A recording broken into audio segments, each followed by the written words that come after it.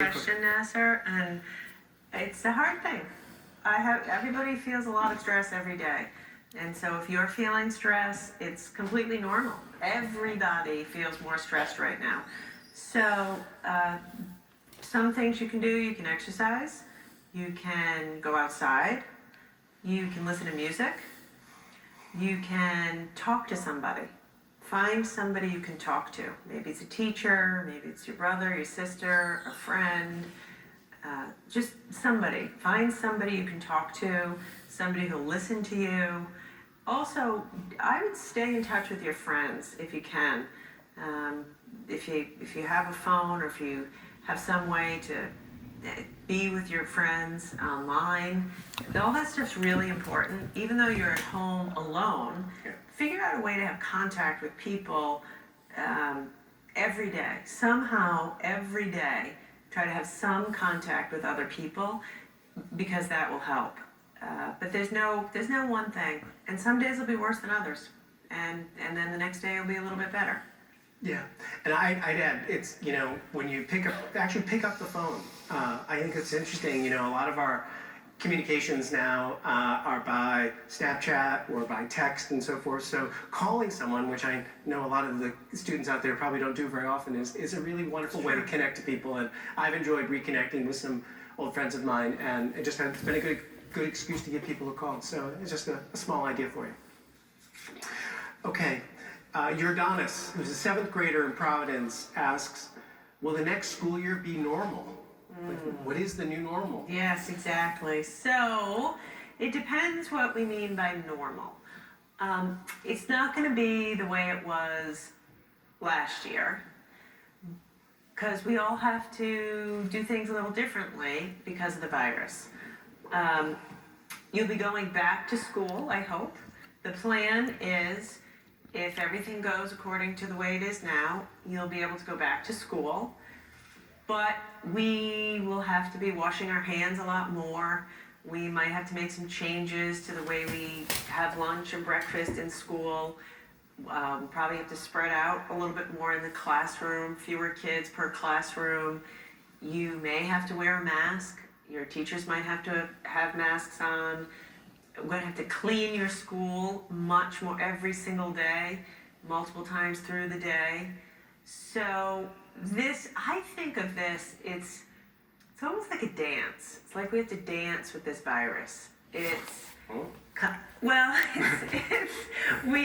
complicated thing. Like, it's going to change, we have to change. It's going to throw us a curveball, we have to change with that. So it's not going to be normal. It's not going to be the same old school. You're going to go back to school. You're going to get to be with your friends and be with your teachers, but we have to be flexible because there's going to be some changes, and I'm not exactly sure what that means. October may look different than September, but we're going to get you back to school.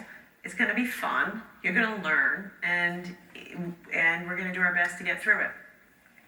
I have this image of dancing, and I love dancing with you, my dear, but dancing with the virus, I don't know. It feels like it's more like a bullfight or something like that. Yeah, I just made that up. All right.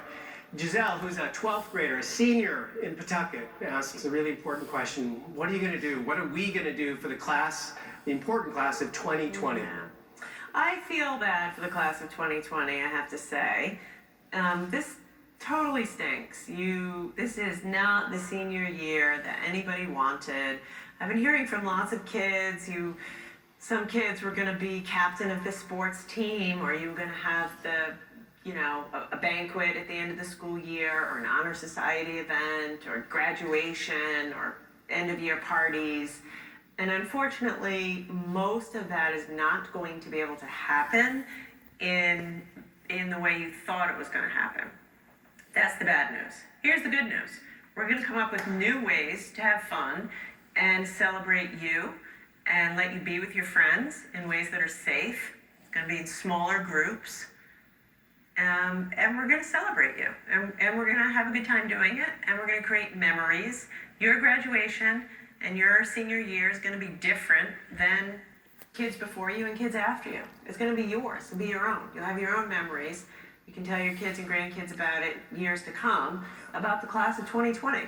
So we're working hard on all different kinds of things, maybe fun activities that would be like a prom, only more virtual kind of dance party. We're going to have a televised graduation event on June 15th for the whole state, which we're working on. It's going to be a really good time. And I would ask you to get creative. I will say this, by the time graduation rolls around in June, we probably will still be in a place where we can only be together in groups of maybe, 20 or fewer.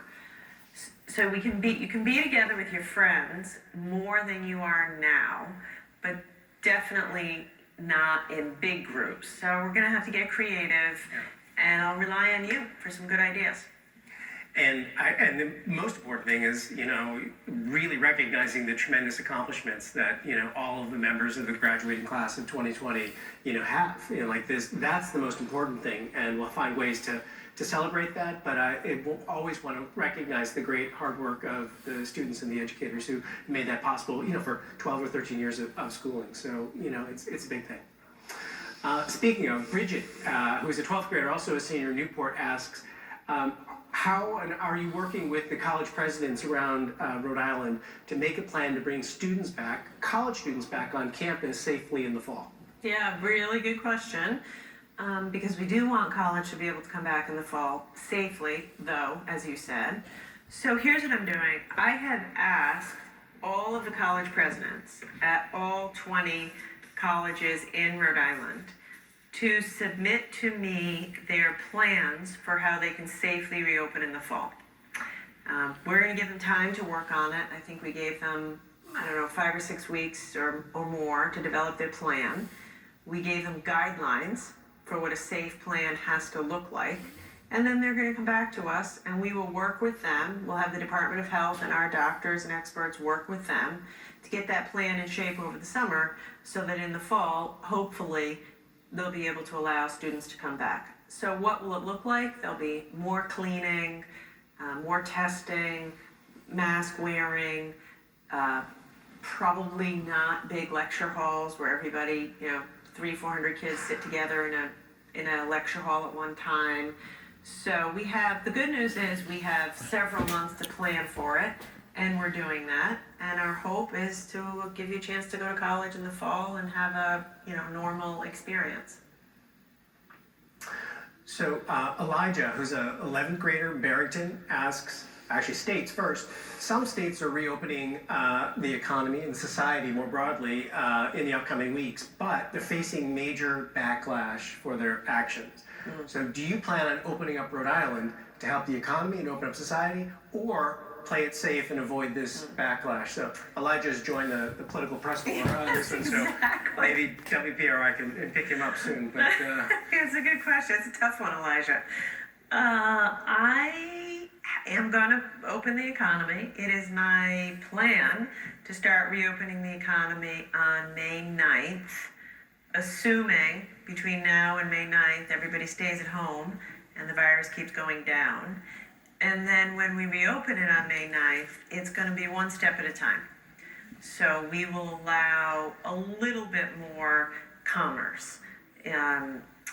Some people who work in an office can go back to work if they wear a mask and they're not sick. We're still not going to be able to eat in restaurants right away. That will come in the next phase. So I'm going to open it in phases and slowly. I don't know if there'll be a backlash. This is a really hard time to govern. Some people right now want me to not open the economy. They're afraid. A lot of people are afraid. On the other hand, we have many, many people out of work. You probably know somebody who's lost their job. Lots of restaurants have been closed. Lots of small businesses are closed. So I have kind of a tough job right now trying to walk a balance between getting people back to work, but doing it safely. So what I'm going to do is I listen a lot. I spend a lot of time in my day listening to doctors, listening to professors, listening to scientists, listening to business people. I'm going to make the best choices I can and get us back slowly. First, we're going to test the waters, make sure it's okay, and then we're going to go a little faster and a little faster. So Amaya, who's an 8th grader from Central Falls, she writes, how long is this, in all caps, Yeah. how long is this actually going to last? And when, which she knows is more of the end point, and when will they make a vaccine? Yeah, Amaya. I think Amaya expresses how we all feel. Yeah, it could have been all caps from the whole thing. Exactly. We When heard is her- this gonna end? I wish I knew, Amaya. I wish I could give you a date right now. I can't. You answered your own question, which is when we have a vaccine that works, that's widely available, and everybody can get the vaccine, just like the flu shot. Well, then it will end. Then it'll be like the flu. We still have to be careful. Some people will still get sick. But when, just like getting your flu shot, you can get your vaccine for this. The best guess that the experts have is that that's about 1 year away. So in about a year, we think we'll have a vaccine. It's not going to be like this for a year, though. We're not going to be stuck in our houses for a year. It's going to get a little bit better. Hopefully in a couple of weeks, we can see our friends a couple at a time. And then hopefully this summer, we can be together in larger groupings. We can go to the store. Maybe we can go out for dinner. And then hopefully in the fall, like I said, we'll open schools again. But for a year, we're going to be living with some version of these new restrictions. And you're going to have to wash your hands all the time and, be really careful if you get sick. So I think we're near the end with a few. Nicholas is a 3rd grader from Riverside. Nicholas asks, how is COVID-19 still spreading when